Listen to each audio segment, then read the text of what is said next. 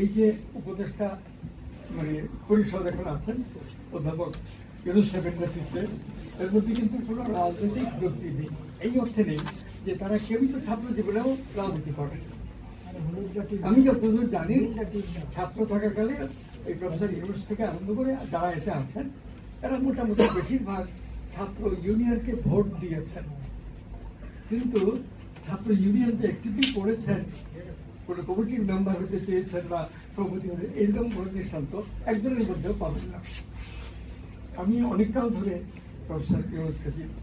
তো এই যে রাজনীতিবিদদের হাত থেকে অন্যদের হাতে চলে গেছে, এটা একটা খুব মৌলিক সমস্যা বাংলাদেশের রাজনীতি।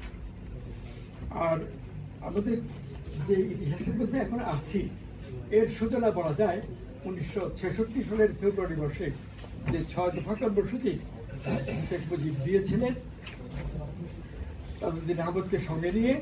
এটা আওয়ামী লীগ থেকে দেননি, এই শেখ মুজিব এবং তাজউদ্দিন তারা দুইজনে দিয়েছিলেন, আওয়ামী লীগের কোনো পজিশন থেকে দিচ্ছেন এটা উল্লেখ করেন।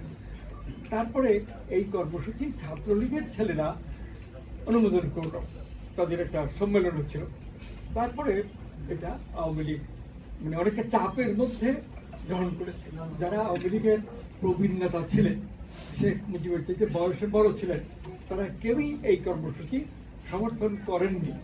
এবং শেখ মুজিব সভাপতি হওয়ার সময়ে আওয়ামী লীগ ত্যাগ করে কেউ কেউ বিবৃতি দিয়েছেন যে অনেক বয়স হয়ে গেছে, এখন আর রাজনীতিতে থাকতে নাই, আমরা অবসর গ্রহণ করলাম। এবং শেখ মুজিবের সভাপতি হওয়ার পরে আরও তো 2-3টা আওয়ামী লীগের সেন্ট্রাল কমিটি হয়েছিল। দেখবেন করোনা পত্রিকায় পাবেন, অনেক লেখাতেও পাবেন যে শেখ মুজিব সভাপতি হওয়ার সময়ে আরও 2-3টা অন্তত 3টা আওয়ামী লীগ একই নামে সভাপতি, সাধারণ সম্পাদক, অন্য কমিটি অন্য এরকম হয়ে গেছিল। কিন্তু শেখ মুজিবের নেতৃত্বে এটা চলল এবং আওয়ামী লীগের সভাপতি হওয়ার আগেই কিন্তু তারা এই 6 দফা কর্মসূচি দিয়েছিলেন। তো এই 6 দফা আন্দোলন, 69-এর গণ অভ্যুত্থান, এর মধ্যে আগরতলা ষড়যন্ত্র মামলা ছিল, 70-এর নির্বাচনের পরবর্তী অসহযোগ আন্দোলন, এগুলো হয়েছিল এবং মুক্তিযুদ্ধ অনিবার্য ছিল। অনেক চেষ্টা করেও তাজউদ্দিন, এই যে ব্যারিস্টার আমিরুল ইসলাম, কামাল হোসেন ব্যারিস্টার, তারা প্রাণপণে চেষ্টা করেছিলেন শেখ মুজিবকে এই বলে যে আপনি অন্তত রাতটা বাইরে অন্য কোনো জায়গায় থাকেন, এখানে মিলিটারি অপারেশন আসছে, আমরা নিশ্চিতভাবে খবর পাচ্ছি। এই মিলিটারি অপারেশন মানে একরকম যুদ্ধ ঘোষণা করছে আমাদের এই স্বায়ত্তশাসনের আন্দোলন এবং স্বাধীনতা বেশি আন্দোলন। কিছুতেই শেখ মুজিব রাজি হলেন না যে আমি এই বাড়িতে থাকবো, আমাকে জেলে নেয়, এখান থেকে নিতে হবে, আমাকে হত্যা করে এখানে এসে হত্যা করতে হবে। তো তখন নিরাশ হয়ে এরা চলে গেলেন। সে সাহেব এখানে থাকলেন এবং রাত 11:30 থেকে 12:30 এর মধ্যে তাকে ওই বাড়ি থেকে নিয়ে গেছে ইসলামাবাদ সরাসরি এয়ারপোর্টে। তো এই হলো একটা ঘটনা, আমাদের আন্দোলনের নেতৃত্বের একটা বৈশিষ্ট্য। তারপরে মুক্তিযুদ্ধ ইত্যাদি হয়েছে তাজউদ্দিনের নেতৃত্বে। ঘটনাক্রমে তাজউদ্দিনের নাম কিন্তু শেখ হাসিনা বা আওয়ামী লীগের যারা শেষ পর্যন্ত করছেন তারা উচ্চারণ করতেন না। তাজউদ্দিনের নাম নেওয়া যাবে না কেন? বিষয়টা ভেতর থেকে দেখতে গেলে দেখা যায় শেখ সাহেব তার রাজনৈতিক জীবনের চূড়ান্ত পরাজয় মনে করেছেন আমার অনুপস্থিতিতে তাজউদ্দিন দেশ স্বাধীন করে নিয়ে আসুন। এই দেশে ভালো যে কোনো কিছু হোক, বড় যে কোনো কিছু হোক, শেখ মুজিবের নেতৃত্বে হবে। একটু অনুসন্ধান করেই আমার এই কথাগুলোর সত্যতার প্রমাণ পাবেন। তো এইভাবে আমাদের 6 দফা আন্দোলনের অগ্রগতি এবং শেখ মুজিবুর রহমান বঙ্গবন্ধু হয়ে জনসমাবেশে প্রধানমন্ত্রী হলেন। তখন শেখ মুজিব প্রধানমন্ত্রী হয়ে বাংলাদেশ পরিচালনা করছেন। তখন থেকেই তো আমরা বিশৃঙ্খলার মধ্যে পড়ে গেছি। 3 বছর 7 মাসের মতো শেখ মুজিব প্রধানমন্ত্রী ছিলেন এবং পরে আবার বাকশাল গঠন করে রাষ্ট্রপতি হন। এই সময়টাতে শেখ মুজিব তো তার পাওয়ার, পলিটিক্যাল পাওয়ার, সরকারি ক্ষমতা একেবারেই সুসংগঠিত করতে পারেননি, কনসেন্ট্রেট করতে পারেননি এবং সারা দেশে এত বেশি মানুষ মারা গেছে যে এটা অভাবনীয় তখন। এই একদল অন্য দলের সাথে সংঘর্ষে আওয়ামী লীগের সঙ্গে। আরেকটা ব্যাপার হলো 1974 সালে কিন্তু একটা মন্বন্তর হয়েছিল এই দেশে। তাদের একটু বয়স, তারা সেটা স্মরণ করতে পারবেন। আমি ঢাকা বিশ্ববিদ্যালয়ে সকালবেলা উঠে দেখেছি যে বিশ্ববিদ্যালয়ের গেট থেকে নিউ মার্কেটের যে দক্ষিণ দিকের গেট, এই পর্যন্ত গেলে অন্তত 5টা-7টা লাশ পাওয়া যেত, অনাহারে মানুষ মারা গেছে। এর আগে শেখ সাহেব খুব জোর গলায় বক্তৃতা দিচ্ছেন, বাংলাদেশে একজন মানুষ অনাহারে মারা যাবে না, আমরা দুর্ভিক্ষ আসলে মোকাবেলা করবো। তো একজন প্রধানমন্ত্রী এই কথা বলতে পারে, কিন্তু বাস্তবে মানুষ মরছে, কিন্তু আমরা চোখে দেখছি। এবং এই নিয়ে শেষে ন্যাশনাল অ্যাসেম্বলিতে আলোচনা হয়েছিল, এবং সেইখানে শেখ সাহেব বলছিলেন, এগুলো প্রসিডিংয়ে পাবেন, যে এই দুর্ভিক্ষটা মর্মান্তিক, মার্কিন যুক্তরাষ্ট্র আমাদের যে চাল দেওয়ার কথা ছিল আমরা টাকা দিয়ে কিনে আনবো, এই চাল দেয়নি, তার ফলে আমরা এই দুর্ভিক্ষ নিয়ন্ত্রণ করতে পারিনি। তবে এই দুর্ভিক্ষ সম্পর্কে কেউ বলছেন 5 লক্ষ লোক মারা গেছে, কেউ বলছেন 7 লক্ষ, কেউ বলছেন 8 লক্ষ 10 লক্ষ। এগুলো ঠিক কথা না। আমরা গড়ে দেখেছি যে 37,000-এর মতো লোক মারা গেছে। এটা প্রসিডিংয়ের মধ্যে পাবেন। আমি 37,000 বলছি, ফিগারটা একজাক্টলি ঠিক না হতে পারে, কিন্তু এর কিছু কম বা কিছু বেশি হবে। এই যে 37,000 লোক যদি মারা গেছেন ধরা হয়, এটাও কি সামান্য? এইরকম একটা দুর্বিপাকের মধ্যে পড়ে গেল স্বাধীন সার্বভৌম বাংলাদেশ। এরপরে আপনার মিলিটারি শাসন মোস্তাক সাহেব আসলেন, থাকতে পারলেন না, এবং জেলখানার 4 জনকে হত্যা করার ফলেই মোস্তাককে এইভাবে আউটলে হয়েছে। যারা মোস্তাককে ক্ষমতায় আনছিলেন তারাই মোস্তাককে মেরে ফেলার আয়োজন করেছিলেন। তো জেনারেল ওসমানীকে ডেকে এনে তাকে দিয়ে ওই মোস্তাক একরকম আত্মরক্ষা করেছেন, এবং তিনি রাষ্ট্রপতি পদ ত্যাগ করলেন, আরো নানান ঘটনা ঘটল। এইসব থেকে বুঝতে হবে আমাদের জাতীয় রাজনীতির দুর্বলতার নিদারুণ অবস্থা। যে শেখ মুজিবের অন্ধভাবে মানুষ ভোট দিয়েছে, সমর্থন দিয়েছে। মাননীয় ভাসানী বলেছেন যে শেখ মুজিবকে আপনারা বিশ্বাস করতে পারেন, শেখ মুজিব বেইমানি করবেন না দেশবাসীর সঙ্গে। এইসব কথা বলে ভাসানীও শেখ মুজিবকে একরকম সমর্থন দিয়েছে। অন্যান্য দল, বামপন্থী যেসব দল ছিল, সবাই কোনো না কোনোভাবে ছাত্র আন্দোলনের দিকে সমর্থন দিয়েছে। বিরোধিতা করার মতো কিছু ক্ষুদ্র শক্তি ছিল বামপন্থী।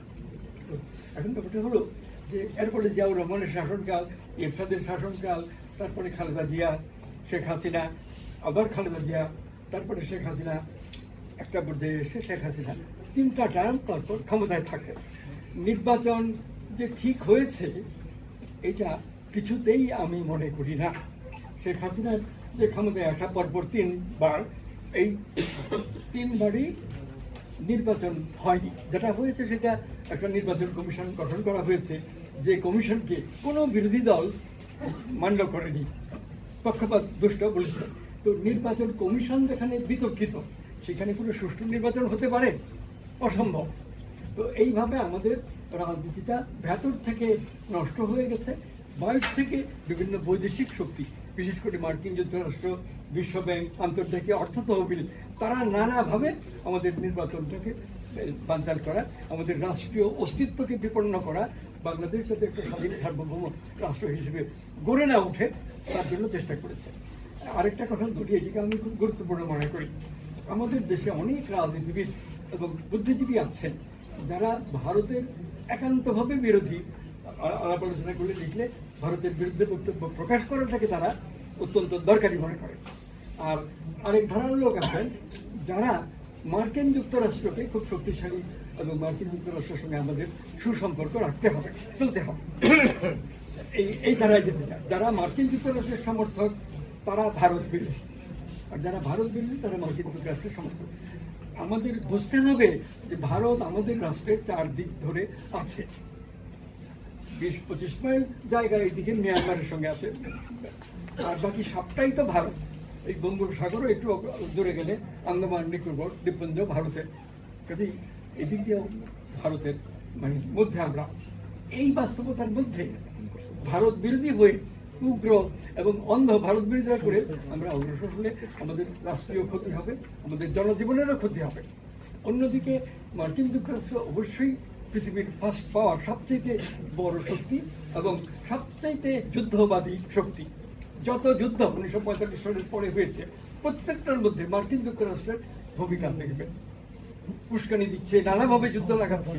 মার্কিন যুক্তরাষ্ট্র সবচেয়ে বেশি সমরাস্ত্র তৈরি করে, এগুলো বিক্রি করে, এটা তাদের একটা বড় ব্যবসা। আর দুনিয়ায় কর্তৃত্ব করতে হলে মিলিটারি শক্তি দরকার, যেখানে আমাদের মানে বিরোধী কোনো শক্তি বাধা হলে যুদ্ধের মাধ্যমে তাদেরকে শেষ করে দিতে হবে। তো মার্কিন যুক্তরাষ্ট্র সবচেয়ে বড় শক্তি, কিন্তু একরকমের বর্বরতা মার্কিন যুক্তরাষ্ট্রের সরকারের থাকে, প্রেসিডেন্টের থাকে। তো এই বাস্তবতা আমরা মার্কিন যুক্তরাষ্ট্রের সাথে ঘনিষ্ঠ হয়ে ভারতের বিরোধিতা করা, এর দ্বারা কতখানি আমরা সফল হব।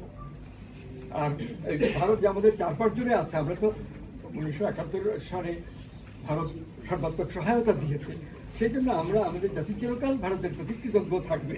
কিন্তু এই কৃতজ্ঞতার মানে তো ঋণ স্বীকার করা। আমরা উপকৃত হয়েছি, আপনারা আমাদেরকে এই কাজ করেন, কিন্তু এটার মানে এই না যে চিরকাল আমরা ভারতের অনুগত থাকবো। আমাদের তো স্বাধীন সত্তা নিয়ে ভারতের সঙ্গে সুসম্পর্ক রেখে চলবার বালবার উন্নতি করার চেষ্টা করতে হবে। কাজে ভারত বিরোধী যদি অন্ধভাবে হই, আমরা ভুল করবো।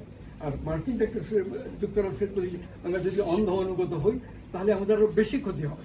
সাময়িকভাবে একটু আচ্ছা, এখন এই পটভূমির কথা আমি বললাম এই কারণে, এখন যে গণ অভ্যুত্থান সংঘটিত হয়েছে, শেখ হাসিনা সরকার যেভাবে ক্ষমতায় ছিলেন এবং ভেতরে ভেতরে অনেক নির্যাতন মানুষকে করা হয়েছে, বিএনপির নেতা কর্মীদের বিরুদ্ধে মানে কত মামলা দিচ্ছে, তার সংখ্যা কোনো ইয়ত্তা করা যায় না।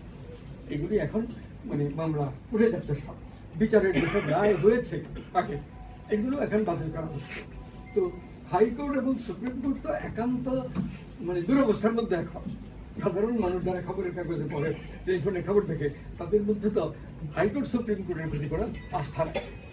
নিচে কোর্ট, যেখানে সাধারণ মানুষের অপরাধ করলে বিচার হয়, চোর ডাকাত, ওইগুলো বিচার হয়তো ঠিক আছে, কিন্তু যেগুলো রাজনৈতিক গুরুত্বপূর্ণ জাতীয় কোনো ঘটনা, সেইগুলো সম্পর্কে তো হাইকোর্ট এবং সুপ্রিম কোর্ট যখন যারা ক্ষমতায় থাকেন তখন এই ভাবে কাজ করেন যে প্রধানমন্ত্রী অথবা রাষ্ট্রপতি যদি আদেশ দেন, সেইটা তারা পালন করেন। এটা তো কোনো কৌশল বিষয়। আপনারা যদি গত কিছুকালে শেখ হাসিনার রাজত্বকাল থেকে আজ পর্যন্ত দেখবেন খালেদা জিয়ার শাস্তি, এগুলো এখন আইন বাতিল করে দিয়েছে। তিনি যে জেল খেটেছেন সেটাও বেআইনি হয়েছে, এরকম চলে গেছে। আরো অনেকটি কাজে বিচার ব্যবস্থা যেখানে এতটা মানে আস্থা হারায় মানুষের, সেই দেশে তো আইনের শাসন দুঃসাধ্য। এইগুলো মনে রাখতে হবে, সংস্কারের প্রশ্ন হবে, অবশ্যই এগুলো সংস্কার করতে হবে। শিক্ষা ব্যবস্থা ভালো চলছে না, ভালো চলবে না, এর মধ্যে সংস্কার দরকার। বিচার ব্যবস্থার কথা বললাম, অ্যাডমিনিস্ট্রেশন কিন্তু আপনারা বলেছেন, এগুলি সব তো দলীয় সংকীর্ণতা নিয়ে এমন একটা অবস্থা হয়েছে, জাতীয় এবং রাষ্ট্রের কল্যাণে কাজ করতে হবে। সংস্কারের প্রশ্নে, পরিবর্তনের প্রশ্নে এই কথাগুলো মনে রাখতে হবে যে সংবিধান 1972 সালে করা হয়েছিল, সেই সংবিধান অনুযায়ী তো বাংলাদেশ চলতে পারেনি। শেখ সাহেব যখন প্রধানমন্ত্রী ছিলেন তখনই 4টা সংশোধনী হয়েছে, এবং 4র্থ সংশোধনী এসে বলতে গেলে কনস্টিটিউশনে যেটুকু গণতান্ত্রিক ব্যাপার ছিল সেইটুকু বাতিল করে দেওয়া হয় বাকশালের কনস্টিটিউশন দিয়ে, ওয়ান পার্টি সিস্টেম ইত্যাদি ইত্যাদি প্রবর্তন করে। শেখ সাহেব কিন্তু সমাজতন্ত্রের সমর্থক ছিলেন না। একটা সময় এসে সমাজতন্ত্র তিনি গ্রহণ করেছেন বহুলাংশে অবস্থার চাপে। সেই জায়গায় যখন একদলীয় ব্যবস্থা করে টোটালি সমাজতন্ত্রের দিকে চলে গেলেন, তখন এই কনস্টিটিউশন তো ব্যাপকভাবে গণতান্ত্রিক পার্ট সম্পূর্ণ অবহেলিত হয়ে যায়। এই অভিজ্ঞতাগুলো আমাদের গণতন্ত্রের প্রসঙ্গে স্মরণ করতে হবে। এইগুলো তো অতিক্রম করে জিয়াউর রহমানের আমলে সংবিধানের যে মূল একটা স্পিরিট ছিল, এটা বদলে ফেলা হলো। সংবিধানে বিসমিল্লাহির রহমানির রহিম এই কথাটা লেখা ছিল না। রাষ্ট্রধর্ম ইসলাম বা আমাদের গায়ে ইসলামিক রিপাবলিক অফ বাংলাদেশ এরকম কথা ছিল না, কিন্তু জিয়াউর রহমান আমলে তো বিসমিল্লাহ যোগ করেছেন, আমাদের মানে রাষ্ট্রীয় আদর্শ ইসলাম এই কথা বলছেন, এবং আরো অনেক কিছু পরিবর্তন করে ফেলেছেন। এইভাবে এই সংশোধন অকার্যকর হতে হতে, অ্যামেন্ডমেন্ট হতে হতে বর্তমান অবস্থায় আসছে। এখন অনেকে বলছেন যে সংবিধান নতুন করে রচনা করতে হবে, এটাকে বাতিল করে। অনেকে বলছেন যে না, বাতিল না করে এটা সংশোধন করে চালাতে হবে, এবং তার পরামর্শ দিচ্ছে। তো এটা এই বিতর্কের মধ্যে আছে, এখানে একটা সিদ্ধান্ত নিতে হবে। সংবিধান সংশোধন করে আমরা এগোবো না বাতিল করবো, যে ঐক্যের কথা আমরা বলছি, সেই জায়গাতে এইসব বিষয়ে মীমাংসা করতে হবে। আর এই গণ অভ্যুত্থানের মধ্য দিয়ে হাসিনা সরকারের পতন এবং শেখ হাসিনার শাসনকালে যেসব নির্যাতন হয়েছে মানুষের প্রতি নানাভাবে, আর তাদেরকে আওয়ামী লীগের বাইরে দেখছেন, তাদের উপরেই নানাভাবে নির্যাতন করেছে, এগুলো অনেকটা স্পষ্ট হয়ে সামনে আসছে। এবং তার ফলে শেখ হাসিনার ইমেজ রাজনৈতিক নেতা হিসেবে নেত্রী হিসেবে একেবারে মানে ধূলিসাৎ হয়ে গেছে। কিন্তু আওয়ামী লীগ রয়ে গেছে, ভেতরে ভেতরে কাজ করছে এবং কোনো উন্নত রাজনৈতিক বক্তব্য নিয়ে আসছে না। আমরা মুক্তিযুদ্ধ করে জয়ী হয়েছি, বঙ্গবন্ধু আমাদের নেতা ছিল, বঙ্গবন্ধুকে মহিমান্বিত করা নানাভাবে, এর মধ্যেই তো আওয়ামী লীগের বক্তব্য সীমাবদ্ধ ছিল শেখ হাসিনার 15 বছরের শাসনকালে। আর এর মধ্যে যে কোনো বিরুদ্ধ পক্ষ, সে ইন্টেলেকচুয়াল হোক অথবা রাজনৈতিক কর্মী হোক না, তাদেরকে যেভাবে মামলার পর মামলা দিয়েছে, হয়রান করেছে, এটা একটা অন্তহীন ঘটনা, সীমাহীন অপরাধ। ফ্যাসিস্ট শাসক যারা ইউরোপের কোনো কোনো রাষ্ট্রে দেখা দিচ্ছে, মুসলিম, হিটলার, ফ্র্যাঙ্কো, এরকম তাদের মতন একটা অত্যাচারী শাসক হয়ে গেছে। এই কথা বলার স্বাধীনতা কেউ নিতে পারতেন না, কিছু আইনসম্মত সেটা, কারণ সামান্য কারণে অসামান্য অসন্তুষ্ট হলে মানুষের জীবন বিপন্ন করেছে। এই বাস্তবতার মধ্যে এখন প্রফেসর ইউনূস সাহেবের নেতৃত্বে যে উপদেষ্টা পরিষদ গঠিত হয়েছে, সেই উপদেষ্টা পরিষদ রাষ্ট্র তো খুব ধীরগতিতে চলছেন, এটাতে অনেকে ধৈর্য হারিয়ে ফেলছে। এইগুলোর ব্যাপারেও অধ্যাপক ইউনূস সাহেবকে পরামর্শ দিতে হবে, আপনাদের যাদের সুযোগ আছে তার সঙ্গে যোগাযোগ করে অনানুষ্ঠানিকভাবে এবং আনুষ্ঠানিকভাবে পরামর্শ দিতে হবে যে এইভাবে বলে আমরা একলাই একটা। আচ্ছা, এখন হলো যে অনেকগুলো কথা আসছে, এই যে গণ অভ্যুত্থান, হাসিনা সরকারের পতন এবং তার পরবর্তীকালের ঘটনাগুলি, এগুলো বিবরণ নানাভাবে সরকার পক্ষ থেকে সকলকে জানানো দরকার। যারা ইউনূস সাহেবকে সমর্থন দিচ্ছেন অবশ্যই তাদেরকে জানানো দরকার, তাহলে